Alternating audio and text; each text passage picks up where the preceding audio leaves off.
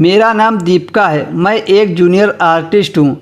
मैं जब भी शूटिंग पर जाती थी तो एक लड़का मुझे हर रोज़ लाइन मारता था, इसलिए मैंने उसकी दोस्ती कबूल कर ली। और अब तो जब शूटिंग नहीं होती थी तो वह मुझसे फ़ोन पर बातें करता था। वह तो जैसे मेरा बॉयफ्रेंड बन चुका था, इसलिए कभी कभी वह तो गंदी वाली बातें भी करने लगा था। तो मैं समझ जाती थी कि वह उत्तेजित हो रहा है और मेरे साथ फिजिकल होना चाहता है। मैं भी उस दौर से गुजर रही थी कि मीडिया लाइन में तो यह सब चलता है। डांस करते समय लोग छू लेते हैं तो मुझे कुछ होने लगता है।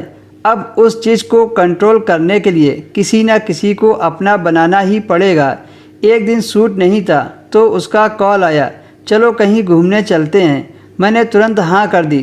तो राजेश बोला, ठीक है, मैं आधा घंटे में आता हूँ।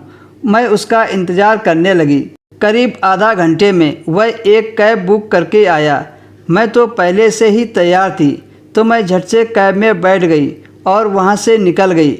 मेरा मन कर रहा था कि कहीं कॉफ़ी शॉप में बैठकर कॉफ़ी पिएं, पर वो कैब लिए चला ही जा रहा था। मैं राजेश से मजाक में बातें करने लगी। फिर मैंने उससे पूछा कि हम लोग कहाँ जा रहे हैं, तो वह बोला, हम लोग किसी होटल में चल रहे हैं। वह बोला, क्यों, आपका मन नहीं करता है क्या कुछ करने का? मैं कुछ देर सोचती रही, फिर बोली, करता तो है पर क्या करूं? अगले 20 मिनट में हम एक होटल में पहुंच गए। वह एक छोटा होटल था जो शायद सस्ते किराए पर मिलता था। कमरे में जाते ही मैं बेड पर बैठ गई तो वह फ्रेश होने चला गया। मैं सोच ही रही थी कि राजेश कितना हैंडसम है।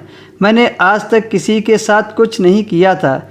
जब राजेश वापस आया तो वह कच्छा और बनियान में था। उसका गोरा बदन देखकर तो मैं बहुत खुश हो गई। अगले पल वह मेरी बाजू में लेटकर मेरे बदन पर गुदगुदी करने लगा।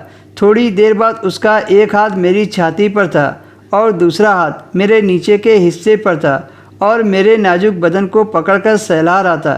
फिर उसने मेरे वस्त्र उतार दिए और मुझे बहुत शर्म आ रही थी। फिर वह अपने वस्त्र उतारकर मेरे ऊपर लेट गया और नीचे से प्यार करना शुरू कर दिया।